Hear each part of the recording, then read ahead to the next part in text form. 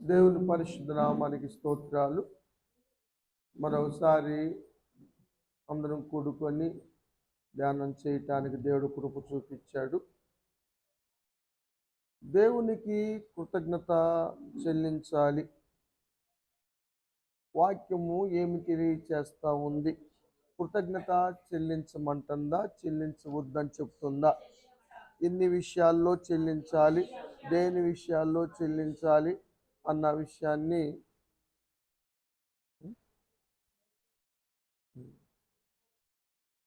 మనం ధ్యానం చేద్దాం. 1 దశలోనిక పత్రిక 5వ అధ్యాయం 16వ వచనం. ప్రతి విషయమునందును కృతజ్ఞతాస్తుతులు చెల్లించి వాక్యం చెప్తా ఉంది. అపోస్తలుడైన పౌలు గారి ద్వారాగా దేవుడు సంఘాలకు ఏం రాయించాడంటే, సంఘ బిడ్డలకి ఏం తెలియజేస్తా ఉన్నాడంటే, ప్రతి విషయంలో అది ఏ విషయమైనా సరే, దేవుడు ఏం జరిగించినా సరే, దాని నిమిత్తము మనము దేవునికి కృతజ్ఞత చెల్లించాలి. ఇది దేవుని చిత్తం. ఇది నీ చిత్తం, నా చిత్తం కాదు. దేవుని చిత్తం ఏమిటంటే, మనం పొందుకున్న వాటికి నిమిత్తము దేవునికి కృతజ్ఞత చెల్లించటం అన్న విషయాన్ని వాక్యం తెలియజేస్తూ ఉంది. కాబట్టి ఏది జరిగినా, దేని విషయంలోనైనా దేవునికి కృతజ్ఞత చెల్లించాలి అని వాక్యము తెలియజేస్తూ ఉంది. ఈరోజు మరి లావణ్య రాజేషుల పెళ్లి రోజు. అందును బట్టి దేవునికి స్తోత్రం. దేవునికి కృతజ్ఞత చెల్లిస్తూ ఉన్నాను. బిడ్డలు కువైట్లో ఉన్నారు కనుక మేమే చెల్లిస్తూ ఉన్నాం బిడ్డల నిమిత్తము. ఎందుకంటే స్త్రీ పురుషులను కలుగు చేసింది దేవుడే, వివాహ వ్యవస్థను ఏర్పాటు చేసింది దేవుడే, వాని జత చేసింది దేవుడే. కాబట్టి దేవునికి స్తుతి కలుగును గాక.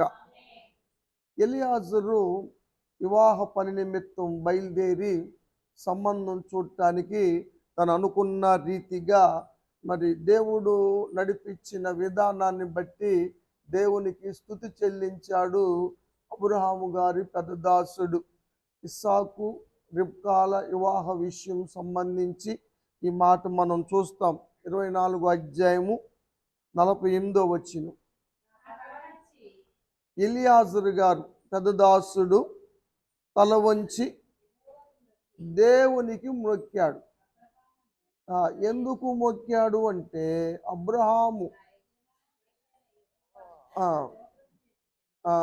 అబ్రహాముకి కాదు కానీ అబ్రహాము దేవునికి స్తోత్రము చేశాడు. ఎందుకంటే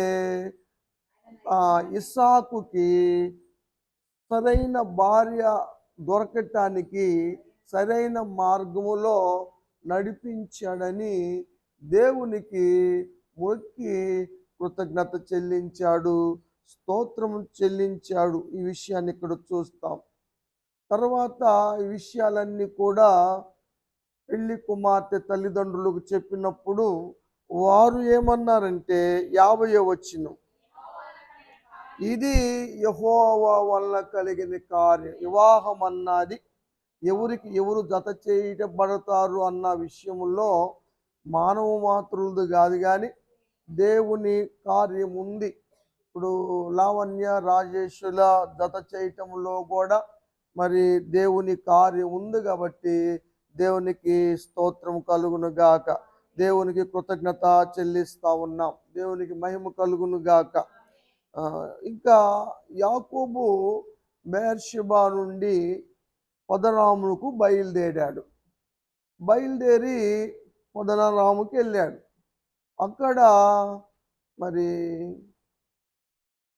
అక్కడే ఉన్నాడు. అక్కడ దేవుడు ఆశీర్వదించాడు. ఆశీర్వదించిన తర్వాత వారు మరలా పదరాము నుంచి బెర్షెబాకి బయలుదేరి వచ్చినట్టుగా లేఖనాల్లో మనం చూస్తాం. అదేవిధంగా మరి రాజేష్ లావణ్యాలు కూడా కువైట్ వెళ్ళారు. అక్కడ మరి దేవుని కృపను బట్టి ఆశీర్వదించబడ్డారు, వర్ధిల్లారు. మరలా ఐతవరానికి వచ్చారు. వచ్చి కొన్ని దినాలు ఉన్న తర్వాత మరలా రాజేష్ ముందుగా వెళ్ళాడు.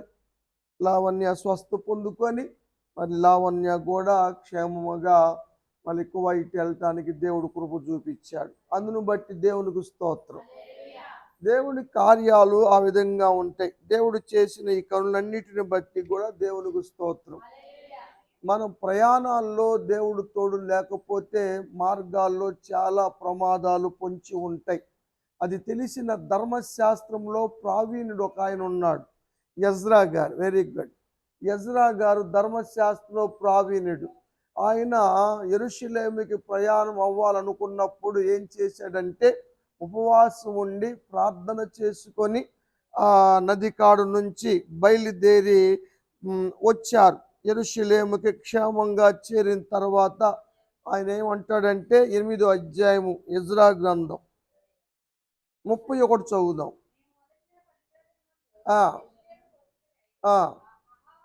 అహావా నది దగ్గర ఉపవాసం ఉండి ప్రార్థన చేసుకొని వారు ప్రయాణాన్ని ప్రారంభించారు. అందువల్ల దేవుని హస్తము వారి ప్రయాణాల్లో తోడుగా ఉంది. శత్రువుల చేతిలో నుండి, మార్గములో పొంచి ఉన్న ప్రమాదముల నుండి, శత్రువుల నుండి మమ్మల్ని తప్పించిందని ఆయన చెప్పి దేవుని గణపరిచాడు. దేవునికి స్తోత్రం కలుగును గాక. నిజంగా ప్రార్థన చేసి లావణ్యాన్ని కూడా పంపించాం. మరి ఎవరు తోడు లేకపోయినా మరి సామాను తీసుకెళ్తా అన్న వాళ్ళ దగ్గర సామాను ఎక్కువగా ఉండటం వల్ల మరి దేవుని కరుణ గల హస్తము తోడుగా ఉండబట్టి అక్కడున్న వారు సహాయం చేసి సామాను అంతా కూడా వారే విమానములోకి ఎక్కించారు. ఇక్కడే కాదు, హైదరాబాద్లోనే కాదు, కువైట్లో కూడా ఆ సామాను తీసుకెళ్ళి బయటికి తీసుకెళ్ళి అప్పచెప్పారు.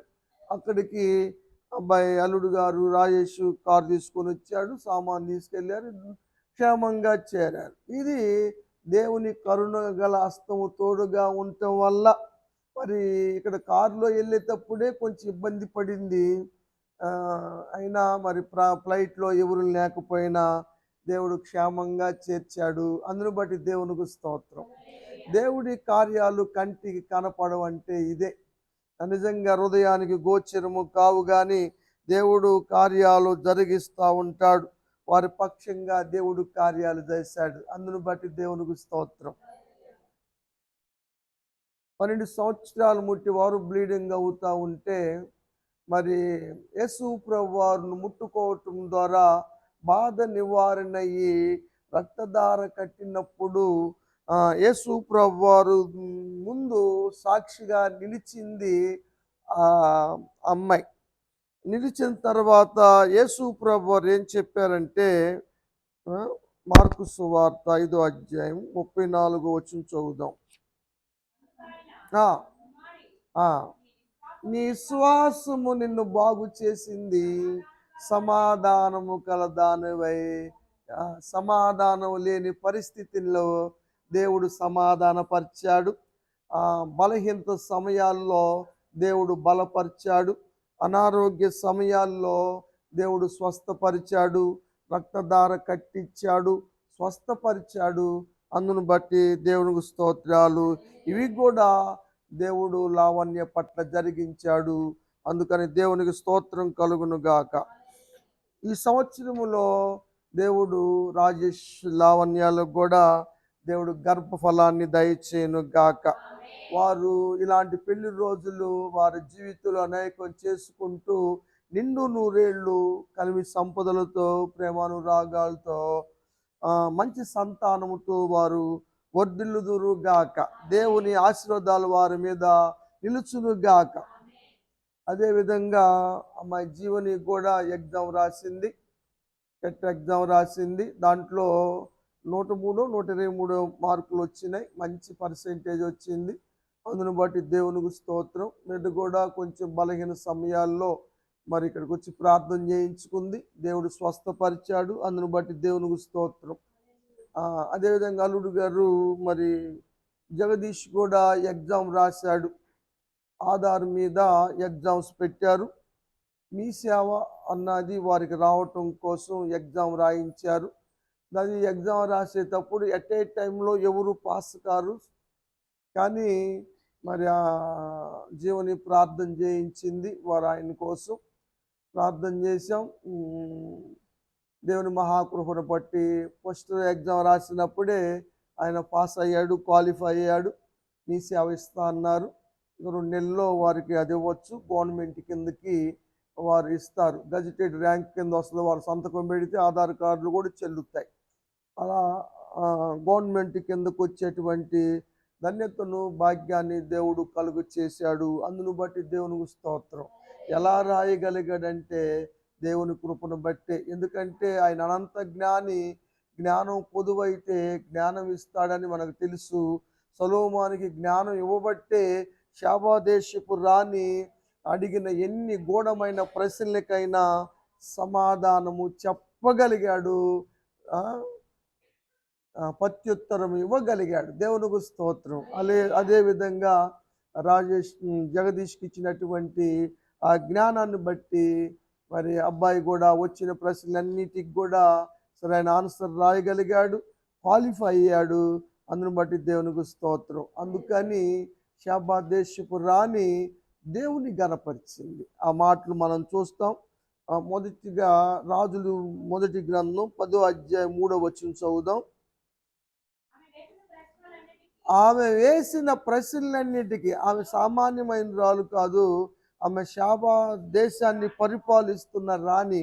ఆమె గూఢమైన ప్రశ్నలు తీసుకొని వచ్చి అడిగింది. అవన్నీ కూడా సొలొమోను చెప్పగలిగాడు, ప్రత్యుత్తరము ఇవ్వగలిగాడు. అది దేవుడు అనుగ్రహించిన జ్ఞానాన్ని బట్టి. 9వ వచనం చదువుదాం.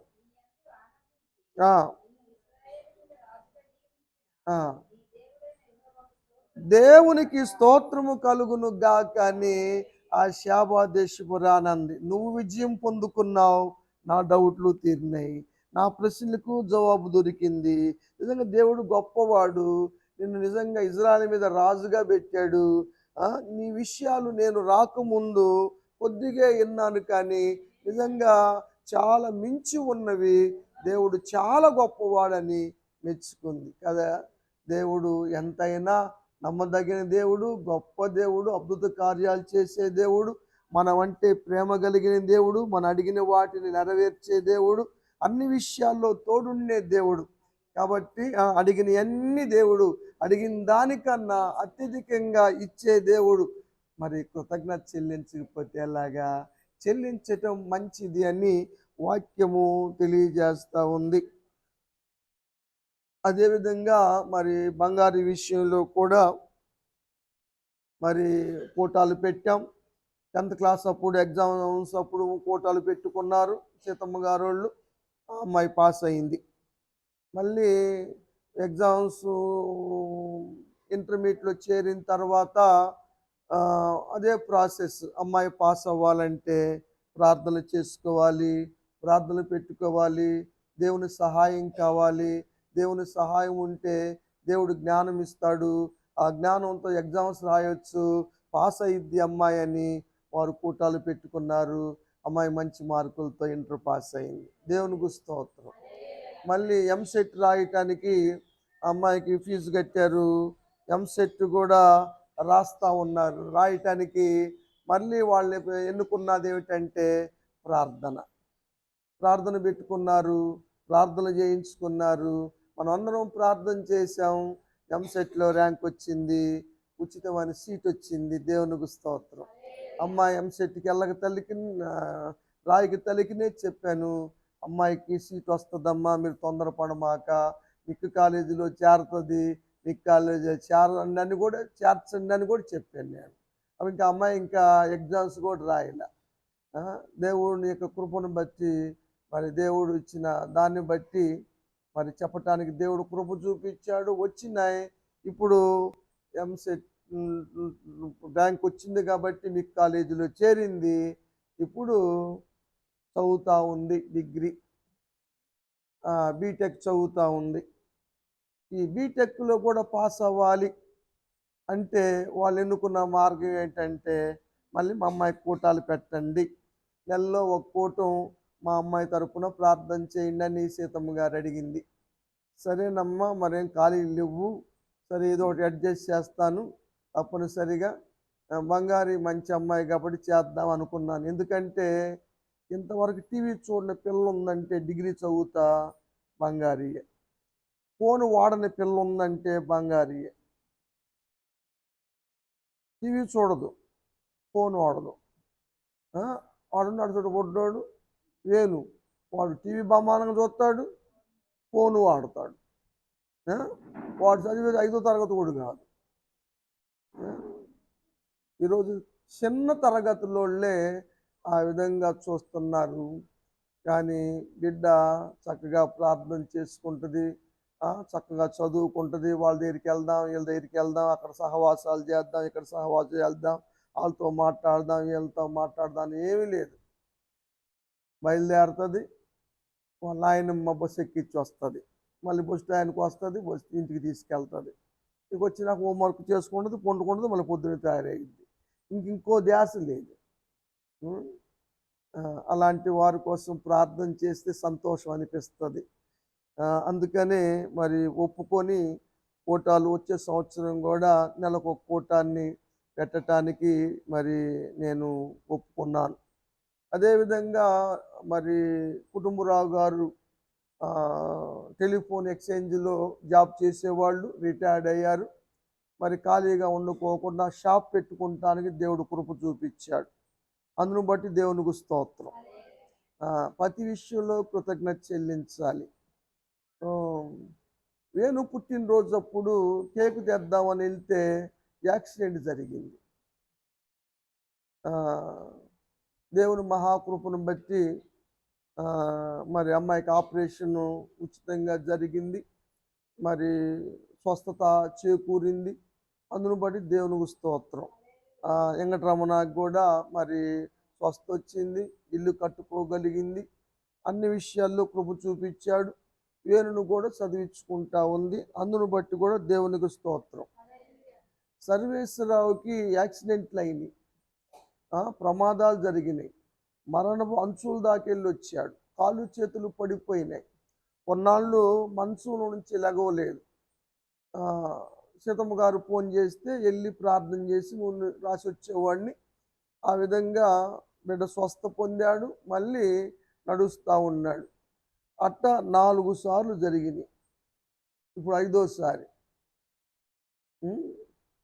ఇప్పుడు కూడా కామెర్లు అయినాయి, ప్రార్థన చేసి వచ్చాను. ఇప్పుడు కూడా అమ్మ నేను చెప్పాను, ఏమనుకోవద్దు సిస్టర్ గారు, ఇదే లాస్ట్ టైం మీ సర్వేశ్వరరావుకి, ఇకనైనా సరైనంగా జీవిస్తే దేవుని కృప పొందుతాడు, లేకపోతే ఇంతే సంగతులు, ఇక నేను చేయగలిగింది ఏమి లేదు అని చెప్పాను. ఏం చేద్దాం పాస్టర్ గారు అని అంటుంది. మనం ప్రయత్నం ప్రార్థన చేద్దాం. ఇప్పుడు మనం ప్రార్థన చేస్తాం, ఇప్పుడు బంగారు లాంటి వాళ్ళు వచ్చేస్తే జరుగుతాయి. వాడు తాగొద్దంటే తాగుతాడు, తాగితే చచ్చిపోతామని డాక్టర్లు చెప్పారు. నరాలు వీక్నెస్ అయి నరాలు ఫెయిల్డ్ అయింది. ప్రార్థన చేసి నూనె రాసి కాళ్ళకి రాసిన తర్వాత వాడికి మళ్ళీ స్వస్థ వచ్చిన తర్వాత కొన్నాళ్ళు మానేశాడు, మళ్ళీ తాగటం మొదలుపెట్టాడు, మళ్ళీ పడిపోయాడు. మళ్ళీ వాళ్ళ అమ్మ ఏం చేసిందంటే నన్ను విలువకోకుండా మళ్ళీ హాస్పిటల్కి తీసుకెళ్ళింది, గవర్నమెంట్ హాస్పిటల్లో చేర్చింది, అక్కడ కొన్నాళ్ళు ఉంచింది, తీసుకొచ్చింది. మళ్ళీ ఫోన్ చేస్తే ప్రార్థన చేసిన తర్వాత మళ్ళీ లేచి నడవటం మొదలుపెట్టాడు, మళ్ళీ ముందు అవుతున్నాడు. కావీరు లేని తాగితే చచ్చిపోతామని చెబుతున్నారు. ఎన్నిసార్లు చెప్పినా పొద్దున్నే వస్తాడు, ఒక్కోసారి నా ముందు మోకరించుకొని కూర్చుంటాడు, అయ్యగారికి నేను తాగను ప్రమాణం చేస్తున్నాను అంటాడు. కానీ నువ్వు ఎన్ని చెప్పమాకరా, అనుకున్న తర్వాత చేయకపోతే బాగుండదు అని చెప్తా. లేదయ్యగారు అంటాడు, వస్తాడు. ఎన్నో సమయాల్లో దేవుడు ఒడినేశాడు. ఇన్ని కార్యాలన్నీ కాదు, అన్ని కార్యాలు జరిగిన కుటుంబాల్లో, వాటన్నిటిని బట్టి కూడా దేవునికి స్తోత్రం కలుగును గాక. దేవుడు కృప చూపించాడు. ఇంకేమైనా ఉండే అక్కాయి? సరే, మంచిది. చాలా విషయాల్లో అందరి పక్షంగా దేవుడు కార్యం చేశాడు. ఉమ్, కాబట్టి వచ్చే సంవత్సరం అయినా అమ్మ ప్రార్థనకి రావటానికి కంటిన్యూ చేయండి, సహవాసం కలిగి ఉండండి. ఆ, కనీసం శని ఆదివారాలు మిస్ కాకుండా రావటానికి ప్రయత్నం చేయండి అని చెప్పాను. ఉమ్, అలా చేస్తే ఏమైనా చేయటానికి అవకాశం ఉంటుంది. అదేవిధంగా మరి పాస్టర్ గారి విషయాల్లో కూడా ఈరోజు మేము హాస్పిటల్కి వెళ్ళి వచ్చాం. లావణ్య వచ్చి మిస్ క్యారేజ్ అయింది, పిల్లలు అక్కడ ఉండి పెట్టుకొని మేము చూపించుకుంటానికి అమౌంట్ సరిపోతుందో లేదో అని ముందు అమ్మాయికి అన్ని చూపించిన తర్వాత అమ్మాయిని కువైట్ పంపించిన తర్వాత మరి డాక్టర్ గారు చెప్తే మాకు ఈరోజు అపాయింట్మెంట్ ఇచ్చారు. కాబట్టి పాస్టర్ గారు నేను వెళ్ళాం. అభిషేక్ కూడా వచ్చాడు మా వెంబటి, ముగ్గురు వెళ్ళాం. అన్ని టెస్టులు చేశారు. అన్నిట్లో కూడా నెంబర్ 1గా ఉన్నాయి గారు, మీకు ఇక తిరుగులేదు గుండె అన్నాడు ఆయన. కాకపోతే కొంచెం బరువు తగ్గితాయి గారు, ఈ మాత్రలు కూడా తీసేస్తాను, మాత్రలు కూడా వాడాల్సిన పని ఉండదు మీరు అన్నాడు. అది దేవునికి స్తోత్రం. ఇక నాకన్నా పాస్టర్ గారికి దేవుని కృప ఎక్కువ అనిపించింది నాకు. ఎందుకంటే ఆమె అమ్మాయి ఉన్న మాత్రలు మింగకపోయినా అన్ని కంట్రోల్లోనే ఉంది. చూసావా అంటుంది, నువ్వు మింగావు నేను మింగలేదు అంటుంది. నువ్వు అన్ని జాగ్రత్తలు తీసుకుంటావు, నేనే జాగ్రత్త తీసుకోను, దేవుని మహాకృపను బట్టి నాకు స్వస్థత అంది. దేవునికి స్తోత్రం. అందును బట్టి దేవునికి స్తోత్రం. ఇంకా సంఘ బిడ్డలందరికీ కూటాలు పెట్టడానికి, గొడవలు లేకోకుండా అడిగిన వారందరికీ పెట్టడానికి దేవుడిచ్చినటువంటి విధానాన్ని బట్టి, ఓర్పును బట్టి, నడిపింపును బట్టి దేవునికి స్తోత్రం. ఎందుకంటే కూటాలు చాలా ఉన్నాయి. ఇప్పుడు చాలామంది అడిగారు, మరి సోమవారం నుంచి 3-4 అడిగారు నన్ను పెట్టమని. మాకు ఖాళీ లేదురా అని చెప్పాం. సోమవారం నాడు ఈశ్వర సాయిబాబు గారు ఇంట్లో కూట ఉంటుంది. మంగళ బుధవారాలు అబ్బాయి కోసం పెడతాను, ప్రేమ కోసం పెడతానమ్మా ఉదయం. సరే ఆదివారం చెప్తానులే. అది ఉదయాలు సాయంత్రం మామూలుగా మనకున్న కూటాలు కంటిన్యూ అవుతాయి ఆ విషయాలు. మరి అభిషేక్ విషయంలో కూడా దేవుడు కృప చూపించాడు. మరి ఈ సంవత్సరం ఎన్నో ప్రయాణాలు చేశాడు.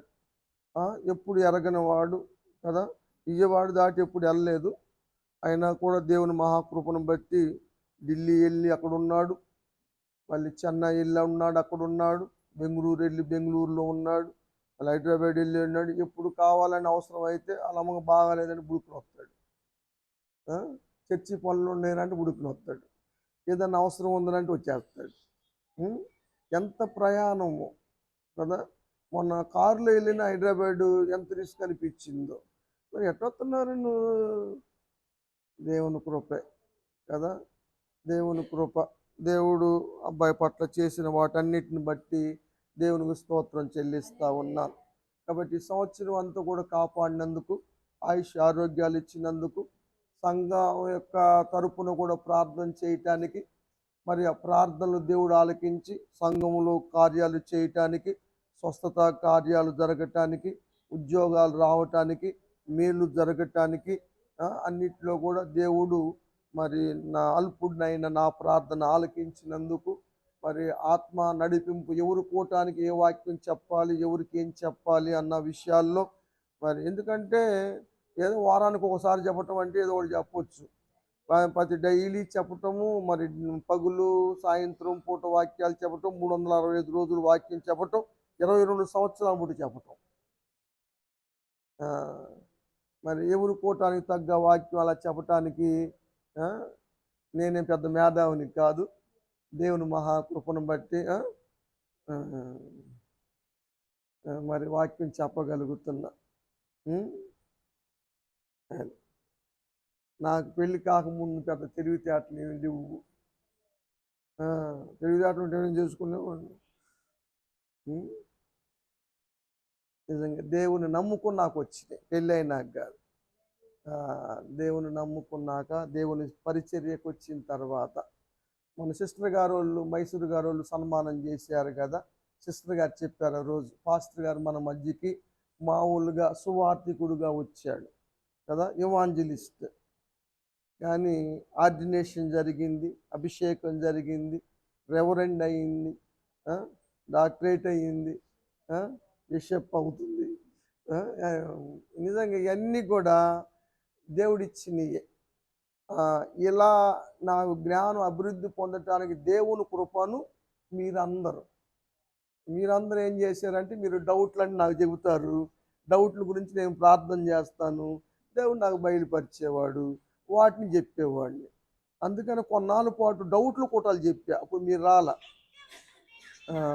డౌట్ కూట్లాలు అమ్మ శ్యామల మాట్లాడుతుంది చూడు. కాబట్టి మాట్లాడు. వీటన్నిటిని బట్టి, ఈ జరిగిన అన్నిటిని బట్టి ఇక్కడ మరి కొత్తగా స్థలం ఇవ్వటము, ఇల్లు కూడా కట్టుకోవటం కూడా దేవుడు చూపించాడు. ఇప్పుడు ఎంత ఖర్చు అయిద్దో నేను చెప్పలేకపోతున్నాను. ఇంటికుల వాడకం కానీ, వచ్చే అవసరాలు కానీ, పనులు కానీ, ఇంత అంత కాదు, ఎంత ఖర్చు అవుతుందో లెక్కలేదు. ఏది ఇచ్చినా దేవుడే. మీ అందరికీ తెలుసు, సూట్ కేసు పట్టుకొని వచ్చాను మీ మధ్యకి. నేను ఉద్యోగాన్ని రిజైన్ చేసేసి, ఉద్యోగాన్ని కాదనుకొని, ఏమీ లేకుండా ఆటో కూడా అమ్మేసి తీసేసేసి సూట్ కేసుతో బట్టలతో వచ్చిన పిల్లల్ని వేసుకొని ఇవన్నీ దేవుడే ఇచ్చాడు కదా. పోషించాడు, చదివించాడు, వివాహాలు జరిగించాడు, ఉద్యోగాలు ఇప్పించాడు, ఆయుష్ ఆరోగ్యాలు దయచేశాడు. దేవునికి స్తోత్రం. మేము ఎంతైనా దేవునికి రుణస్థులమే. అందుకని దేవునికి ఈ సందర్భంగా కృతజ్ఞత చెల్లిస్తూ నా మాటల్ని ముగిస్తా ఉన్నాను. దేవుడు ఈ మాటలు ఆశ్రయించి దీవించును గాక.